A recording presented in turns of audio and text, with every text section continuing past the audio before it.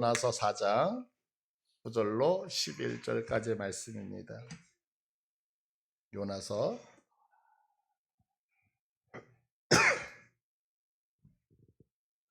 4장 9절로 11절.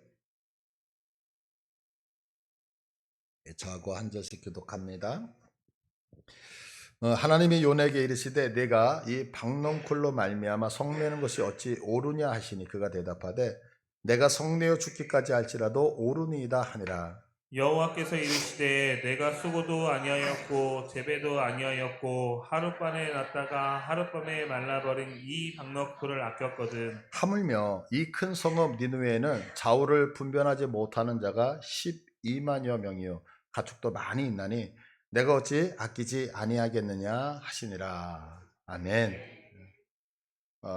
저하고 아주 친한 선배 목사님 한 분 계셔요. 근데 이제 제가 많은 교회를 다니지 않지만 이제 가끔 가다가 그 선배 목사님 교회에 이렇게 찾아가게 돼요. 그러면 그 교회는 늘 이렇게 오셔서 뭐 이렇게 교회에서 전도도 하고 기도도 하시는 이제 권사님이 늘 두 분이 계셔요. 근데 이제 한 분의 권사님을 뵈면은 목사님 오셨느냐고 반갑게 인사를 해주시면서 목사님 커피 드실래요? 그리고 커피도 대접해 주시고 냉장고를 막 뒤져가지고 과일 있으면 과일을 깎아가지고 저한테 이렇게 접대도 해주시고 너무 기분 좋잖아요.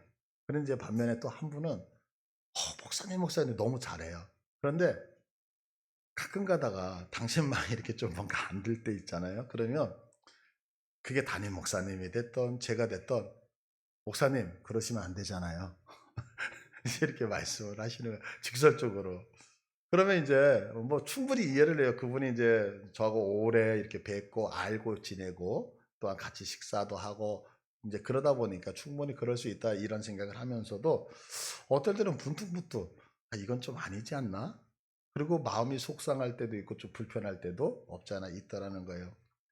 제가 지금 이제 설교를 시작하면서 이렇게 말씀드리는 의도가 있어요. 의도. 그건 뭐냐면 이 말씀을 듣고 여러분들이 아유 뭐 그런 교회가 다 있어. 아유 뭐 무슨 그런 권사님이 다 있어. 이렇게 생각하신다면 여러분들은 지금 제가 드리는 의도를 잘 모르시는 거예요. 왜냐하면 지금 여기 서 있는 김 목사에게 있어서 그 교회 그 권사님이 믿음의 생활을 잘한다. 그럼 너무 감사한 거죠. 근데 그 권사님이 조금 전에 말씀드린 것처럼 뭔가 좀 부족한 것 같고 조금 그럴지라도 저하고는 아무 상관이 없다는 거죠. 그러면 제가 왜 지금 이 말씀을 드리냐면 이 말씀을 드리는 이유는 이 말씀을 들은 우리들이 나는 저분처럼 저렇게 하면 안 되고 나는 이렇게 해야 되겠다라는 것을 깨달았으면 좋겠다라고 하는 것 때문에 말씀을 드린다는 거죠. 동일해요. 오늘 요나의 말씀도 동일한 거예요. 지금까지 하나님은 여러분들 성경을 계속해서 읽으셨지만 어때요? 성경을 읽다 보면 당신의 백성이라고 하는 이스라엘 백성들을 향하여서 너희들 회개해라. 너희 그렇게 살면 안 된다. 내게 돌아와라 라고 말씀을 늘 하신다는 거예요. 근데 갑자기 요나서에 보면 이스라엘을 향하여서 말씀하시는 것이 싹 사라져 버리고 갑자기 방향이 확 바뀌어서 이스라엘을 괴롭혔던 이 아수르의 수도 느느웨 성에 대한 이야기를 하고 있다는 거예요. 그러면 하나님께서 그동안 계속해서 당신의 백성, 선민이라고 하는 이스라엘을 향해서 말씀을 하셨는데 왜 갑자기 니느웨를 향하여 회개를 촉구하고 있느냐는 거죠. 그 이유가 도대체 뭐냐는 거예요. 그건 다른 게 아니에요. 생각해 보세요. 지금 요나라는 사람이 우리가 너무 요나서는 잘 알잖아요. 자, 너 니느웨 가서 복음을 전해. 예, 알겠습니다. 라고 순종했나요? 가기 싫어가지고 뺀질뺀질 됐잖아요. 그래서 어쩔 수 없이 고통을 당해서 물속에 들어가게 되고 큰 물고기가 고생하다가 토해져서 하나님의 명령 앞에 어쩔 수 없어요. 그런데 성경은 뭐라고 말씀하고 있느냐면 니느웨 성이 얼마나 크냐면 4일 길을 걸어야 돼요. 4일 길 걸어서 4일. 근데 요나는 복음을 전하라 왔어요. 전해라 알겠습니다. 근데 4일 길을 전해야 되는 그 성에서 며칠을 전하지만 딱 하루. 그러면 왜 하루였죠? 요나의 마음속에는 불평불만이 있었어요. 나 하나님 저들한테 복음 전하기 싫어요. 그래서 도망갔다가 그래서 죽기 직전까지 어쩔 수 없이 코너에 몰려서 와서 복음을 전하게 되어졌어요. 그러면 요나가 이 니느웨 성을 향하여서 복음을 전할 때에 자기가 선지자였기 때문에 생명 다 바쳐 복음을 전했을까요? 대충 했을까요? 그러면 여러분 예수 믿으셔야 됩니다. 믿으셔요? 믿으시라고요. 이렇게 대답을 안 하면 강조할 거 아니에요. 근데 믿으려면 믿고 말려면 말고 대충 시간 때우는 거예요. 그러면 그 메시지에 힘이 있겠어요? 없겠어요? 없죠. 그런데 놀라운 것은 뭐냐면 그렇게 대충 전한 메시지, 그렇게 하기 싫어서 전한 그 메시지를 듣고 성경을 보면 느느웨 왕서부터 짐승에 이르기까지 자신들의 옷을 찢고 주님 앞에 회개하면서 뭐라 그럴까요? 영적 부흥이 일어났다라고 성경은 기록하고 있다는 거예요. 그러면 이렇게 얘기하고 있는 것이 뭐냐면 한 가지죠. 이스라엘 백성들 이 얘기하고 싶은 거예요. 너희들 생각해봐. 지금 니느웨 내가 대충 요나가 가서 복음 전했음에도 불구하고 그들은 왕서부터 짐승에 이르기까지 다 회개하고 하나님 앞에 돌아오지 않았어. 그런데 지금 이스라엘은 어떠니? 나 요나 선지자 있잖아. 너희를 향해서 지금 호세아 선지자가 외치고 있잖아. 너희들을 향하여 지금 이 시대에 아모스 선지자가 외치고 있잖아. 그러면 호세아 선지자, 아모스 선지자, 요나 선지자가 복음을 외칠 때 이스라엘을 향해서 외칠 때 대충 외쳤을까요? 아니요. 지난주에 여러분도 아모스서 읽으셨잖아요. 아모스 뽕나무를 기르는 그 아무것도 없었던 평신도를 들었을 때에 그가 나는 선지자가 아닙니다. 그럼에도 불구하고 하나님이 내게 역사하셔서 너무 강하게 부르짖잖아요. 너희들 돌아오라라고 얘기하잖아요. 너희 그렇게 살면 안 된다고 얘기하잖아요. 그러면 이렇게 목숨 걸고 바치는 그 메시지를 듣고 너희들은 지금 어떻게 하고 있느냐? 너희들은 변화 안 하잖아. 주님의 음성 앞에 반응 안 하잖아. 회개 안 하잖아. 근데 저들은 봐. 저들은 요나가 가서 대충 전하는데도 불구하고 하나님 앞에 돌아오고 있어. 그렇다면 너희들이 지금 얼마나 강팍한지 아니? 이 얘기를 지금 이스라엘 백성들이 해주고 싶어서 요나서를 기록하고 있다라고 하는 거죠. 때문에 요나서는 표면적으로는 이방 나라 니느웨를 향해서 말씀하시는 것 같아요. 그러나 사실은 니느웨를 향해서 말씀하시는 것이 아니라 이스라엘이 깨닫고 돌아오기를 촉구하는, 그래서 너희들의 상태와 저들의 상태가 얼마나 다른지를 비교하면서 지금 너희들은 이렇다라고 얘기하면서 이스라엘을 향한 회개의 메시지를 전하고 있다라고 하는 사실이에요. 그러면 여기서 이제 우리가 생각해 볼 것이 있죠. 그게 뭐냐면 왜 이스라엘 백성들 하나님이 그렇게 모든 열정을 가지고 생명을 바쳐서 주의 복음을 전하는 거잖아요. 하나님께 돌아오고 회개를 촉구하고 있잖아요. 그럼에도 불구하고 이 말씀을 들었음에도 불구하고 그들이 돌아오지 않는 이유가 도대체 뭐냐라고 하는 거예요. 그 이유를 오늘 본문 9절은 말씀하고 있는데 9절을 보시면 하나님이 요나에게 이르되 내가 이 박넝쿨로 말미암아 성내는 것이 어찌 옳으냐 하시니 그가 대답하되 내가 성내어 죽기까지 할지라도 옳으니이다. 왜 하나님이 그렇게 말씀을 하고 있음에도 불구하고 왜 그 백성들, 이스라엘 백성이 하나님께로 안 돌아오냐면 하나님이 우리들에게 그렇게 말씀을 함에도 불구하고 우리들이 왜 주님의 음성 앞으로 안 돌아오냐면 한 가지, 하나님이 옳은 게 아니라 내가 옳습니다 라는 생각을 갖고 있기 때문이라는 거예요. 내가 옳습니다. 여기서 내가 옳다라고 하는 이 옳다라고 하는 단어가 뭐냐면 원어상으로는 내가 선합니다라고 하는 뜻이에요. 선하다. 그러니까 인간 스스로 뭐라고 생각하고 있느냐면 내가 옳고 내가 진리이고 내가 선하다. 그러니까 나는 옳은 일을 하기 때문에 하나님 앞에 돌아갈 필요가 있다 없다? 없습니다 라고 얘기를 하고 있다는 거죠.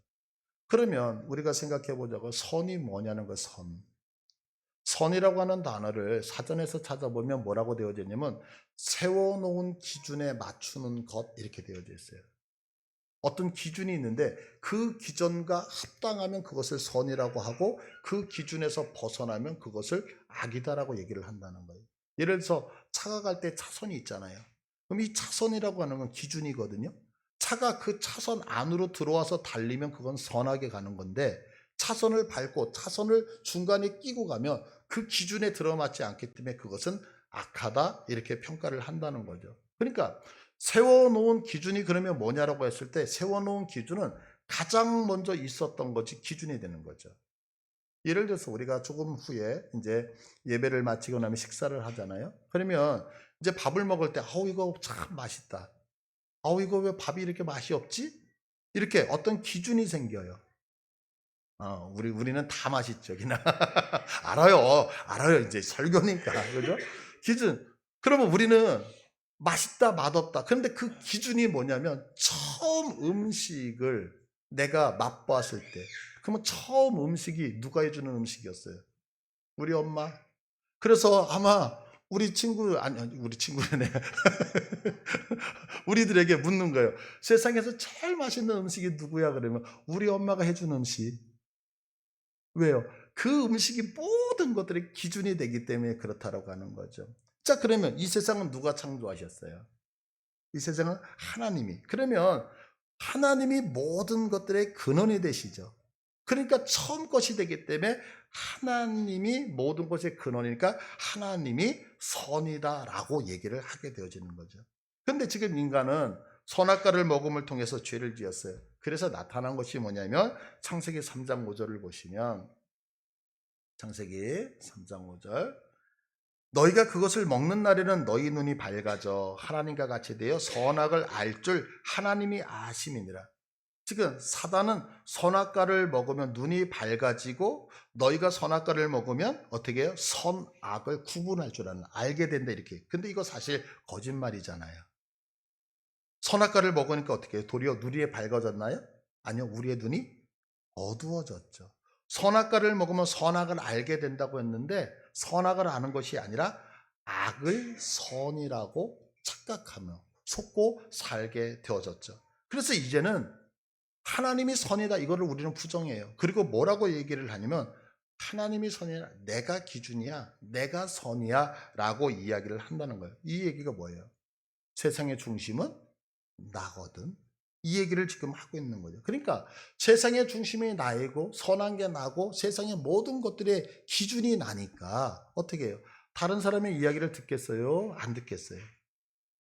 그러면 이제 여러분들 제가 그러잖아요. 하우 목사님 저는 세상의 중심이 절대 아니에요. 아니요, 맞아요. 제가 언젠가 얘기 드렸잖아요. 사진을 단체 사진을 딱 찍었을 때 그 사진이 잘 나왔다 못 나왔다는 우리 딸이 예쁘다 안 예쁘다 이건 아무 상관없죠. 내가 눈 감으면 못 나온 거야.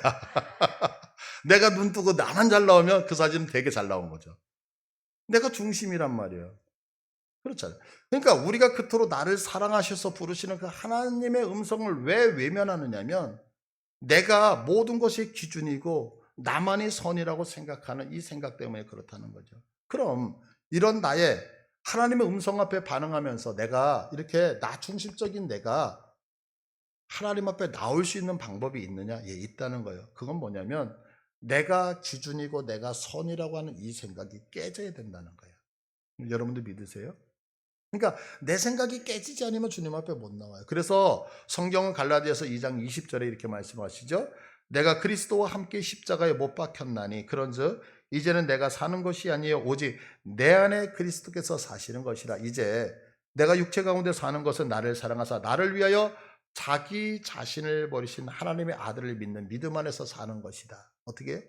우리가 살 때에 나는 내 자아는 내가 중심이고 내가 기준이고 내가 선하다는 것은 십자가에 못 박고 이제는 어떻게 살아야 된다? 나를 위해서 사셨던 그 예수님과 함께 믿음으로 사는 것. 이것이 하나님의 음성 앞에 반응하는 것이다 라고 얘기를 하고 있는 거죠. 그런데 이제 나는 죽어요. 그리고 그 예수님이 드러나고 그 예수님을 부여잡고 믿음으로 살기 위해서는 반드시 전제되어져야 되는 것이 있어요. 그것이 뭐냐면 하나님, 내가 믿고 있는 하나님이 누구인지를 정확하게 알아야 된다는 거예요. 정확하게 아는 거. 이제 어제 오래간만에 이제 가족이 이렇게 모여서 이제 대화를 할 수 있는 시간이 잠깐 있었어요. 근데 이제 제 딸이 기분이 안 좋아서 이렇게 입이 나왔어요. 근데 이제 밥을 먹는데 이렇게 좀뭐 불편한 거예요. 이제 차를 마시는데. 그래가지고 왜 그래 이제 물어봤더니 이런 얘기를 하더라고요. 오빠하고 연을 끊었대요. 왜 오빠가 왜 열을 끊어 그랬더니 이제 거슬러 올라가 지난주 금요일이 된 거예요. 금요일 날 됐는데 함께 예배를 드려 교회에 왔는데 이제 오빠가 뭐 이렇게 했는데 어, 아이가 말을 안 들었나 보죠. 그러니까 이제 오빠가 야단을 친 거예요. 야단을 치니까 오빠가 야단 치니까 어쩔 수 없이 했는데 그게 이제 속상하니까 어제 토요일 하루가 지났는데 안 풀린 거예요. 그래서 오빠하고 이 시간부터 말을 안 하겠다고. 근데 그 모습을 보는데 아예 부모 입장에서 속상하잖아요. 아주 오래간만 시간을 보내면서 하나는 웃고 있고 하나는 이러고 있으니까 이건 아니다 생각해가지고 이제 저쪽 멀리 가 있는 사이에 제가 아들 보고 그랬어요. 야, 동생 하나밖에 없는데 왜 동생을 그렇게 야단쳐? 어? 왜 동생한테 왜 그랬어? 그러니까 이제 이 아이가 그 얘기를 듣고 갑자기 이제 감정이 올라오나 봐요.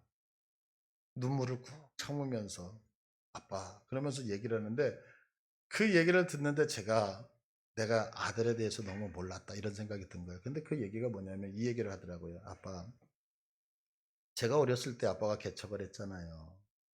근데 개척을 했는데 아빠가 목사님인데 교회에 왔던 많은 성도들의 평가가 자기가 무슨 일이면 목사 아들이 이런 얘기를 했다는 거예요. 학교에 가도 무엇을 하면 그냥 아이들이 뭐 이렇게 놀 수 있고 장난할 수 있고 쉴 수 있는데 학교에서 선생님들도 목사 아들이 이게 아이한테 너무 아팠다는 거예요.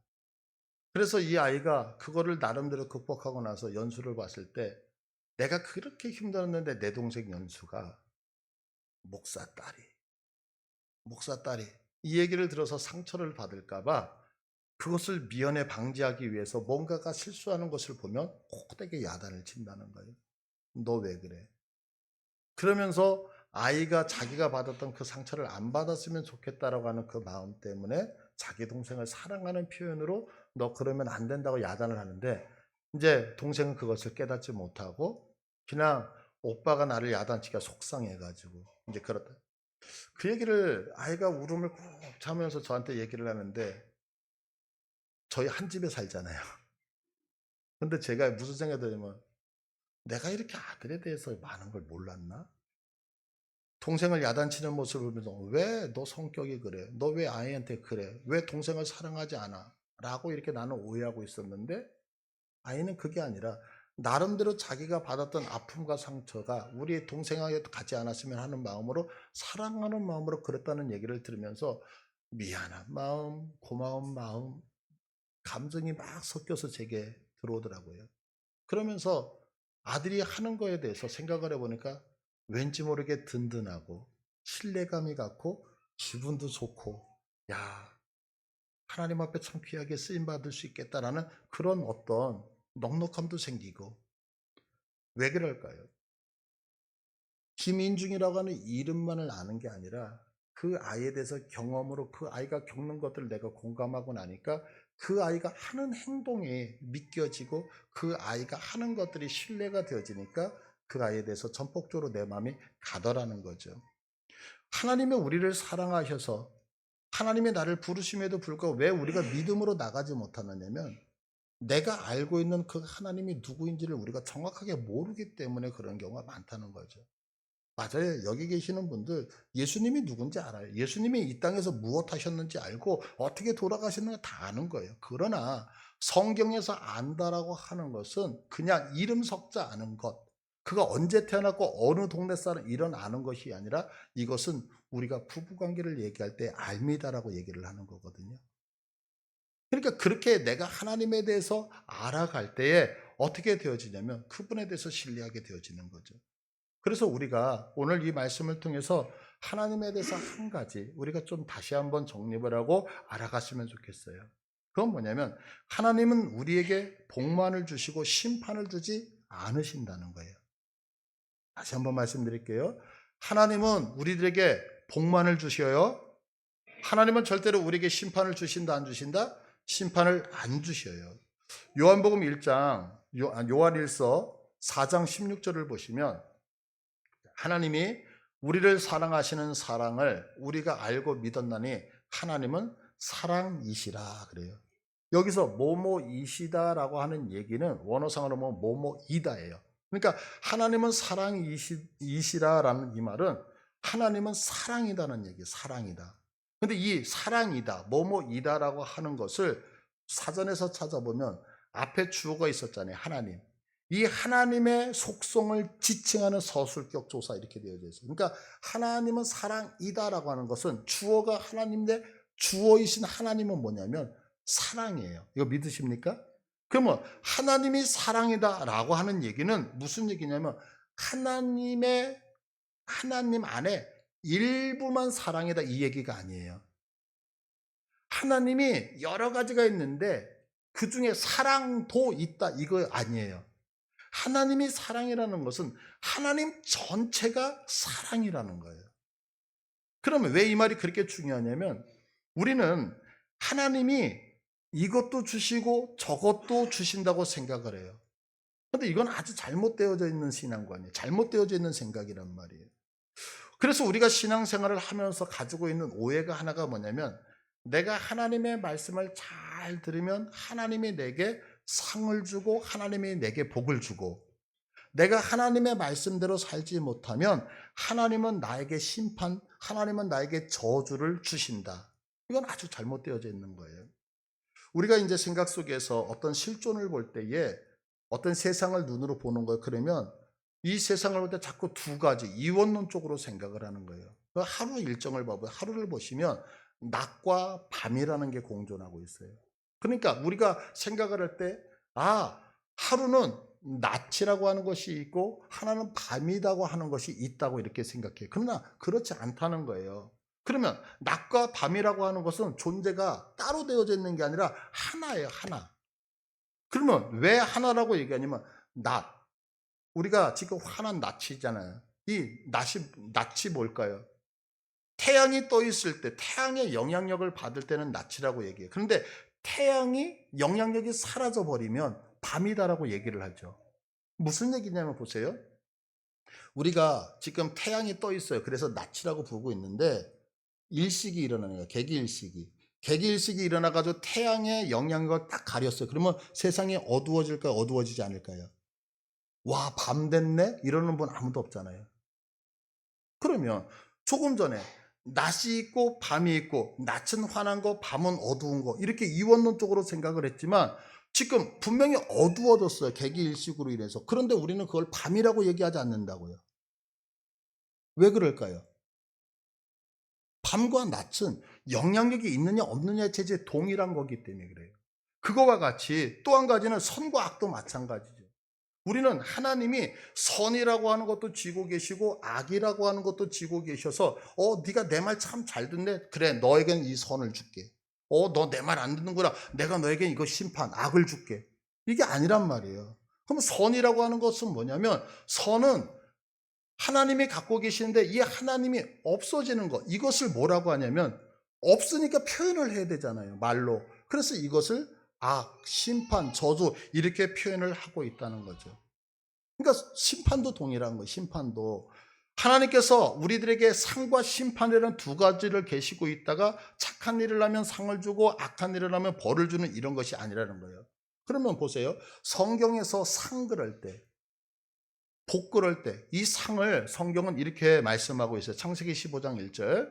이후에 여호와의 말씀이 환상 중에 아브라함에게 임하여 이르시되 아브라함아 두려워하지 말라. 나는 내 방패요 너의 지극히 큰 상급이니라. 이 상급이라는 얘기가 상이라는 거예요. 상이 누구예요? 하나님이 상이에요. 하나님이 상급이에요. 이거 믿으십니까? 그러면 심판이 무엇이냐라고 했을 때에 상이신 상급이신 그 하나님을 내가 소유하지 않고 있는 것을 뭐라고 하면 그것을 심판이라고 얘기를 하는 거예요. 그래서 성경은 요한복음 3장 17절을 보시면 하나님이 그 아들을 세상에 보내신 것은 세상을 심판하려 하심이 아니고 그로 말미암아 세상의 구원을 받게 하려 하심이다. 18절. 그를 믿는 자는 심판을 받지 아니하는 것이요 믿지 아니한 자는 하나님의 독생자의 이름을 믿지 아니하므로. 하나님의 독생자의 이름을 믿지 않는다는 것은 뭐냐면 상이신 그 하나님을 소유하고 있지 아니하므로 벌써 심판을 받은 것이다. 그러니까 성경은 뭐라고 말씀하고 있느냐면 이렇게 말씀하시죠. 자, 너희들이 지금 이 세상을 살다가 천국에 가. 그러면 천국에서 하나님이 너 몇 년 살다 왔니? 예, 저 500년 살다 왔습니다. 그래, 그러면 지금부터 쭉 스토리를 얘기해봐. 쭉 듣고 그래, 잘한 게 51%, 못한 거 49%. 야, 너는 간다. 천국으로 가라. 이렇게 상을 주시고, 그래, 너 몇 년 살았니? 얘 100년 살았어요. 그래, 스토리를 쭉 얘기해봐. 아우, 아깝다. 어쩔 수 없다. 51% 죄, 49% 선. 그러니까 넌 지옥 가라. 이렇게 판단을 안 하신다는 거예요. 그럼 어떻게 판단하셔요? 그렇게 소급해서 판단하는 것이 아니고, 심판이라고 하는 것은 마감하고 해서 소급해서 그렇게 하는 것이 아니고, 하나님이 사라져버린 것, 하나님이 없는 것, 이것이 이미 심판받은 것이라고 성경은 말씀하고 있는 거죠. 그러니까 심판은 하나님이 주시는 거예요? 심판은 하나님이 주시는 것이 아니라는 거예요. 심판은 하나님이 주시는 것이 아니고 인류가 선악과를 따먹음으로 인해서 이미 심판을 받은 거예요. 이거 여러분들 믿으세요? 이거 이해되세요? 너 지금 잘못했지? 너 심판받아. 이게 아니라 인간이 하나님의 말씀을 어겨서 선악과를 따먹는 순간에 하나님이 준 게 아니라 선악과를 따먹는 순간에 내가 하나님이 사라져 버리니까 이미 심판으로 들어갔다는 거예요. 그래서 하나님은 우리들에게 너 그 심판에서 빨리 나오지 아니하면 영원히 죽어. 너 하나님이 없는데 하나님이 없이 살면 너는 이미 심판받았기 때문에 삶이 끝이야. 그렇기 때문에 너는 내게 와야 돼. 내게 온다는 얘기는 너는 내게 복을 받아야 된다. 이렇게 말씀하고 있는 거죠. 그러니까 그 음성을 벗어나 하나님을 소유하면 그것이 없으면 심판이고 하나님을 소유하게 되면 복이다라고 하는 거예요. 그러니까 하나님은 우리에게 심판을 주신다 안 주신다? 하나님은 우리에게 심판 주시는 하나님이 아닌 거예요. 하나님은 우리들에게 무엇만 주셔요? 하나님은 우리에게 은혜만 주시고 사랑만 주시고 복만 주신단 말이에요. 그러면 이것이 우리가 잘못 이해했을 때 하나님의 말씀을 안 들었더니 하나님이 우리에게 심판 주고 하나님 말을 잘 들었더니 복을 준다고 생각을 하면 하나님을 마치 옹졸하신 하나님으로, 속된 말로 자기 마음에 안 들면 우리한테 함부로 하시고 자기 마음에 들면 오 좋아요 우쭈쭈쭈 하나님을 이렇게 만들어 버린단 말이에요. 자, 그러면 보세요. 제가 지금 하나님은 우리에게 심판을 안 주시고 무엇만 주셔요? 사랑만, 복만, 좋은 것만 주시는 거 믿으세요? 자, 이 사상에서, 이 관점에서 오늘 본문 11절을 한번 봐보세요. 자, 11절, 하물며 이 큰 성읍 니느웨는 좌우를 분별하지 못하는 자가 12만여 명이요 가축도 많이 있나니 내가 어찌 아끼지 아니하겠느냐 하시니라. 여기서 분별하지 못한다라고 하는 것은 알지 못한다. 알지 못한다라고 하는 것은 뭐냐면 경험으로 알지 못한다 이런 뜻이에요. 그리고 아끼다라는 말은 동정하다라는 말, 동정. 그러면 동정이 뭐냐면 내가 느끼는 감정을 동일하게 느낀다. 이게 동정이라는 뜻이거든요. 내가 아우 아파 그러면 아프긴 뭘 아파. 이건 동정이 아니에요. 어머 이렇게 같이 느끼는 거야. 동정은. 이게 감정이야. 그런데 하나님이 뭐냐면 하나님은 우리가 몰라서 경험되지 않아서 몰라서 고통스러워하는 것을 하나님은 어떻게 해요? 그대로 느끼신다는 거예요. 이거 믿으십니까? 이것을 히브리서 성경은 체휼. 그럼 치율이라는 단어가 뭐냐면 신경과 신경이 연결되다는 거예요. 여러분들 우리 엄마가 느끼는 거 태아가 탯줄로 연결될 때 느껴요? 못 느껴요? 느끼잖아요. 그래서 태교하잖아요. 엄마가 좋은 음악. 근데 진짜요? 엄마가 진짜 아기를 위해서 좋은 거 먹고 좋은 걸 하는 거예요? 아니면 엄마를 위해서 좋은 거 먹고 그러는 거예요? 근데 아이가 그런다. 아이가. 그게 뭐냐면 엄마와 아이가 하나로 이 체유 이게 동정이거든요. 이게. 그럼 우리의 삶에 한번 적용해서 말씀을 드릴게요. 아마 우리 이제 성도님들 중에서 어떤 상황의 어려움으로 인해서 힘들어하는 분이 있죠. 그죠?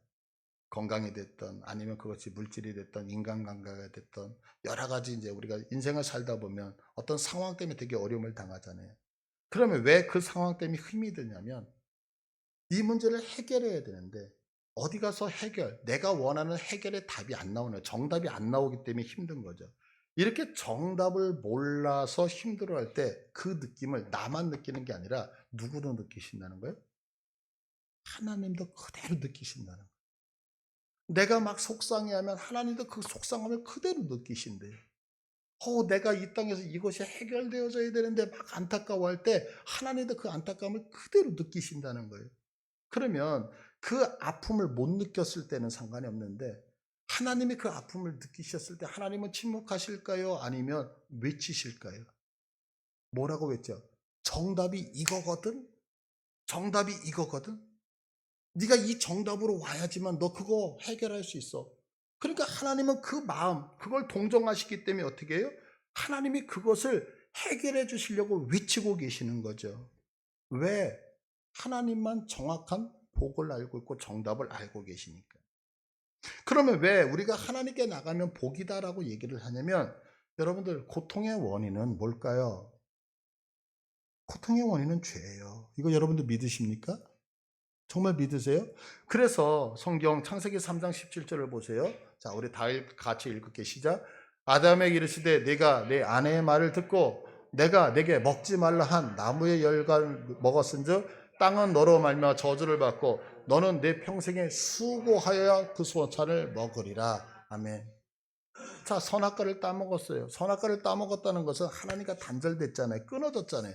끊어진 결과가 뭐냐면 너는 너로 말미암아 저주를 받아요. 뭐가 땅이. 그래서 너는 내 평생에, 평생이라고 하는 얘기는 내 인생 전부 다 통틀어서 수고하여야 소산을. 여기서 수고라는 이 단어가 뭐냐면 고통이라는 단어예요. 고통.